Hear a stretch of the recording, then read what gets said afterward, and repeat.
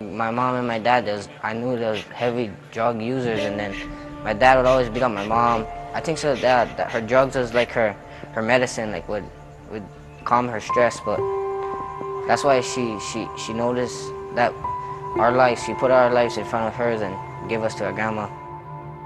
She didn't give up on us, so like that pushed me more not to give up anything. The last time I saw my dad was when I was like 10, 11 years old, and then I never see him after that. I still pray for him, but like he has no use in my life anymore.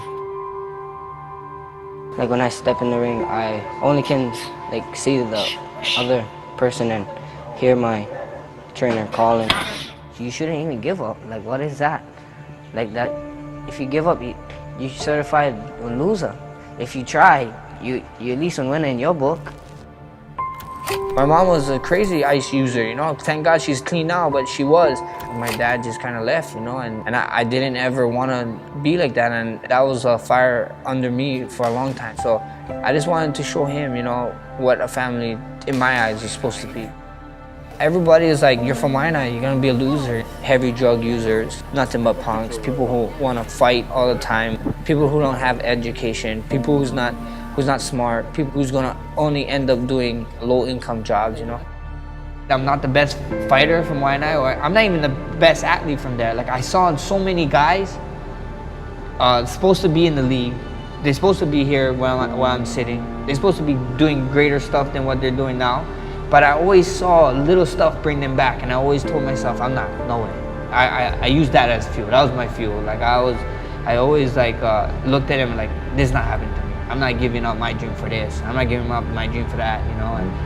And I just want people to know, like, you can do it, you know. Like, a lot of these guys they become like, you know, the all-star, you know, whatever, the number one standout in the school, and then they see their uncles, you know, and their uncles is there, and then what their uncles is doing, they're all working construction. After work, they go, they drink every Friday. They meet up somewhere, they drink, popping bottles or whatever, and talk about what they did in high school. And I always told myself, that's not gonna be me. There's no way. I'm gonna let people talk. Let people talk about me. You know, if you gotta talk about it, then, you know, that's you. You know, that's fair shake to you. But that's not what I want to do.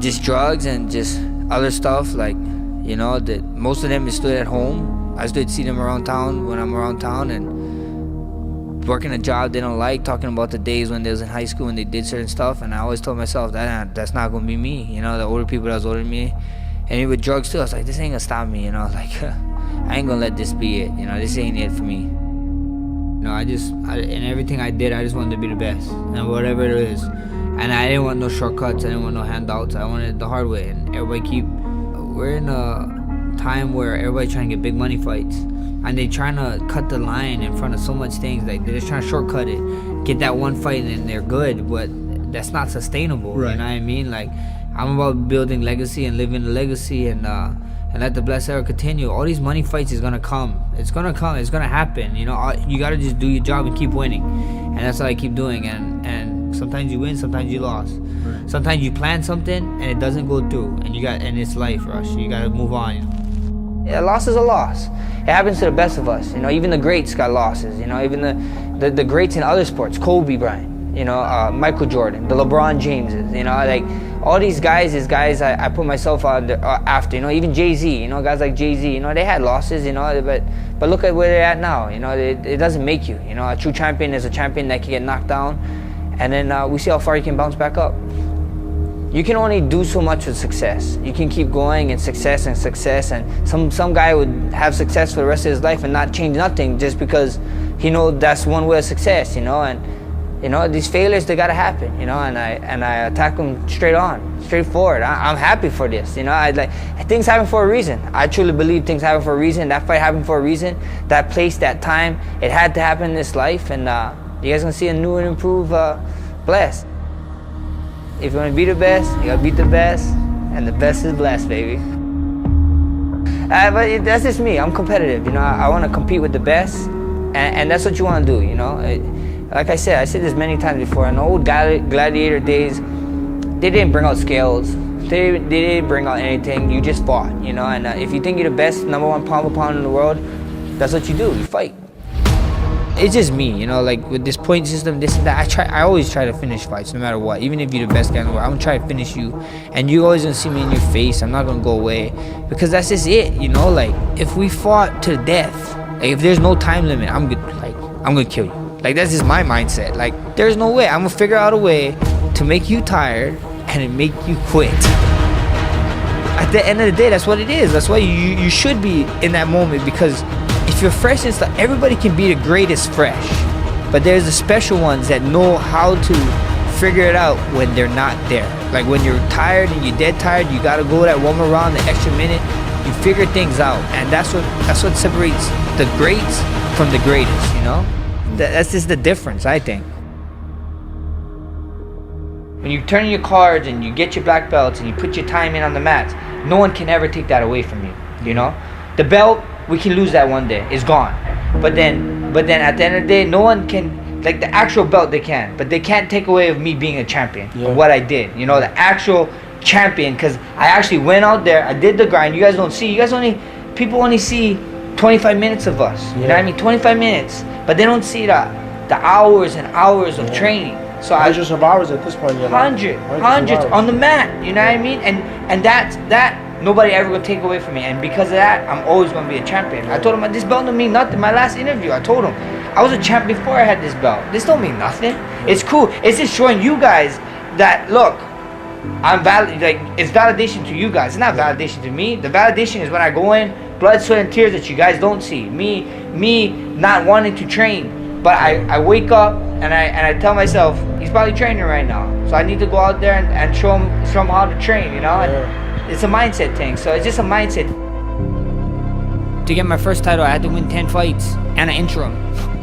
You know what I mean? Hard work, I ain't scared of no hard work. And everybody know, you know the saying, to be the best, you gotta beat the best, and the best is blessed, baby, so bring them all. I'll tell you the one thing it's like, do not be afraid to reach out for help. We live in a place where social media, everything is like, I'm a self-made guy, or this self-made this. It's all lies. If you look, they got a team behind them and they're working. Nobody can do anything by themselves. Like you might get to a certain point, but then to get over that point, you need help. You gotta bless yourself first. You gotta be willing to get out the hole first, and then you open up and talk to people, but do not be scared to talk to people.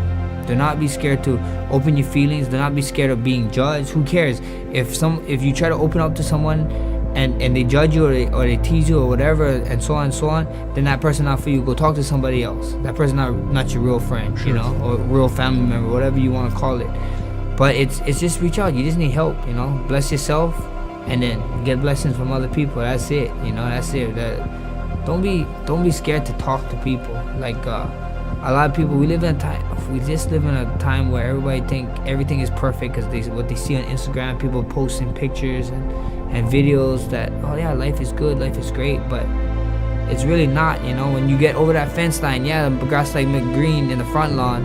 When you go in the backyard, everything is dead. You know what I mean? The whole grass is dead. Don't be like that. Reach out to people. We're all humans. We all bleed. If we all in here got cut in the same place in our arm, we all bleed out and die if we don't get medical help. So at the end of the day, don't be scared to ask for help. I always tell them too, you know, it's not how you start the race, it's how you finish, bro. It's like, finish strong, bro. You got kids, you got focus now. I know you think you fucked up, but you never let nobody down yet. You know, you got time, and just make everything right again, or try to get as close as you can to making everything right again. That's great advice.